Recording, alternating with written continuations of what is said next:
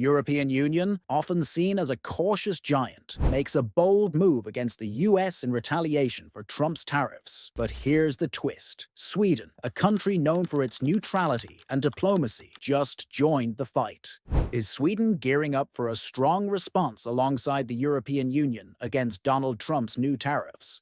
Recent reports indicate that the quiet powerhouse of the North has no plans to stay silent, with US tariffs on steel and aluminum, followed by protectionist policies targeting the automotive sector, shaking the European Union. Sweden's message is becoming increasingly clear. We're in, from Volvo to Scania, from high-tech engineering firms to life sciences investments. Sweden's industries have built a globally recognized success story. But will Trump's new tariffs threaten this achievement?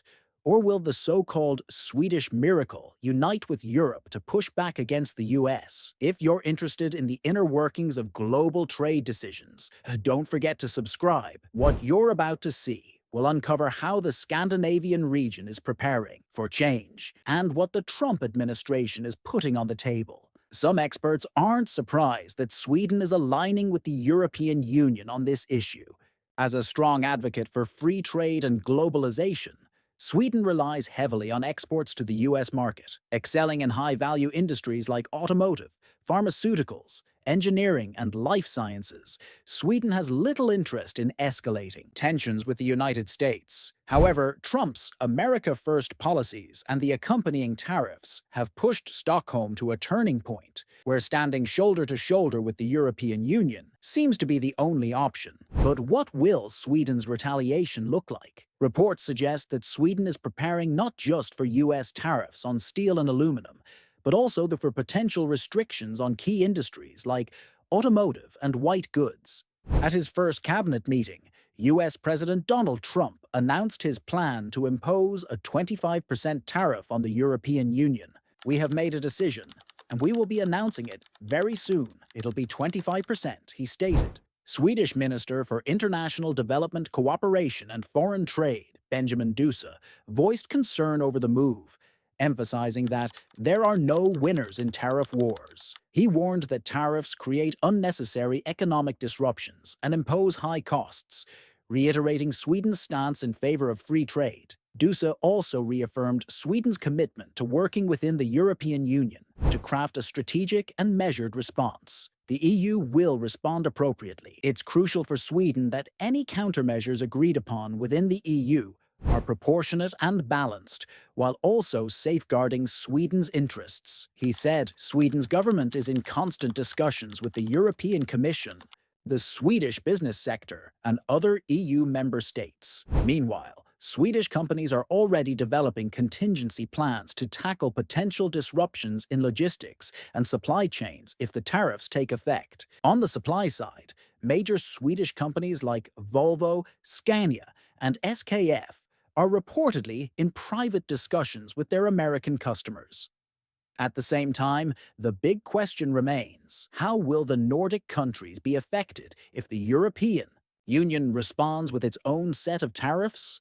Could Sweden turn this crisis into an opportunity? Some argue that Sweden has been diversifying its trade for years. Interest in Swedish engineering firms is growing in the Asian market, and Scandinavian technology is becoming a strong alternative in the Gulf countries and even parts of Africa.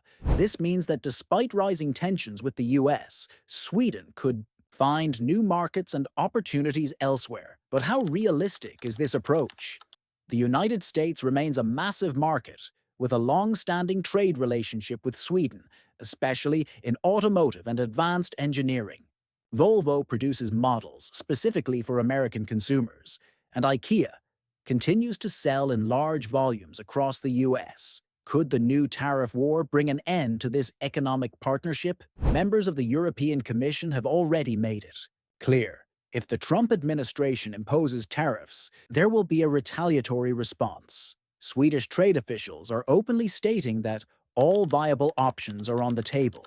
However, the Swedish government is also working to reassure global investors that it has no intention of withdrawing its life sciences investments from the US. Instead, officials emphasize that Sweden remains a stable hub for science, technology, and innovation. We are still a peaceful economy and a center of innovation.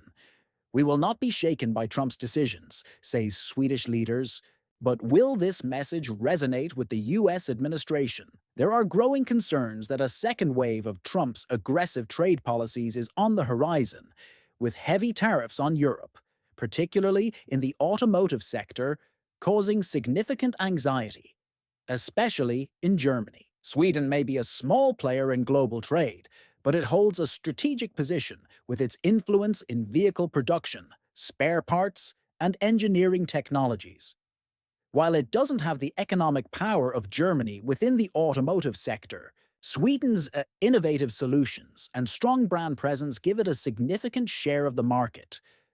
The big question is whether Swedish automotive and engineering giants will be at the forefront of the European Union's collective retaliation if Washington imposes tougher tariffs. Most economists predict that the EU will respond just as aggressively, with a list of retaliatory measures being drawn up, targeting everything from agricultural products and alcoholic beverages to textiles and tech services. However, it remains unclear how Sweden will position itself. Some suggest Sweden may pivot toward Asia and the Middle East if European companies begin pulling out of the US market, seeking new trade agreements in more distant regions. But it's not that simple. Would established brands like Volvo and Scania willingly sacrifice their presence in the US? Meanwhile, Sweden's life sciences sector is following a different path. Regardless of Trump's tariffs, Sweden remains an attractive destination for investments in health technology and biotechnology. Swedish officials continue to emphasize the country's stability and pro-business environment, assuring investors that it offers long-term security. Yet, this raises a key question. Will Sweden's response to tariffs be more moderate to protect its life sciences sector?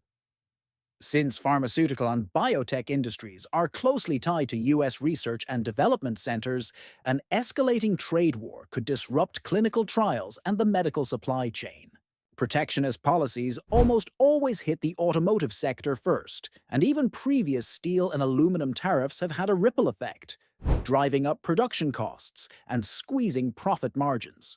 While the so-called Trump 2.0 tariffs have yet to take full effect, Europe is already on edge. Companies like Volvo and Saab are likely assessing how to compensate for potential market losses in the US. If the EU takes a united stance, it's unlikely that Sweden will break away from the bloc's decision. Politically, Sweden may have no choice but to align with the EU's retaliation efforts to avoid being perceived in Brussels as reluctant or uncommitted. That said, behind the scenes, bilateral negotiations may be ongoing, with Sweden working to maintain diplomatic and economic ties with the US.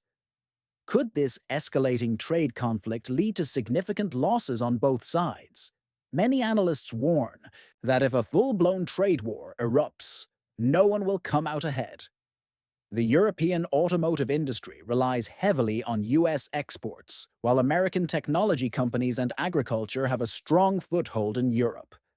Smaller but tech-driven economies, like Sweden, would also feel the impact. In a worst-case scenario, European firms might shift production away from the US, while American companies seek alternative markets beyond the EU. This kind of disruption would drive up costs, create inefficiencies in supply chains, and ultimately lead to higher consumer prices, slower economic growth, and declining trade volumes. However, the idea that nobody wins in a trade war may not always hold true. Sweden has an opportunity to turn this challenge into an advantage by focusing on alternative markets and leading the way in next-generation engineering and green technologies. If it plays its cards right, Sweden could emerge stronger by positioning itself as a global leader in the industries of the future. Some experts believe this crisis could actually be an opportunity for Sweden to expand its startup ecosystem into new markets. Emerging economies in Asia are seeking environmentally friendly technologies. Infrastructure projects in Africa are gaining momentum, and Middle Eastern nations are investing heavily in digital transformation. Given these trends, Swedish companies might adopt the strategy. If things aren't going well with the US, let's focus on Asia and Africa. Of course, not everyone agrees that this is a realistic alternative. Many argue that replacing the US in terms of sales volume or profitability would be extremely difficult. Abandoning such a massive consumer market is not a decision any country would take lightly. That's why Sweden's government statements strike a delicate balance. On one hand, they firmly support coordinated retaliation with the EU, and on the other, they emphasize the importance of preserving long-term strategic ties with the United States. The message is clear. We don't want a trade war, but if sanctions are imposed, we will respond with sanctions alongside the European Union. Sweden cannot afford to act alone in this dispute without risking isolation within the EU. A fragmented response would create the kind of post-Brexit disorganization that Brussels is eager to avoid. This makes standing with the EU a political necessity. So how will Sweden maintain its relationship with the US? Only time will tell. The Trump administration is known for its hardline stance, but history has shown that trade wars rarely have true winners.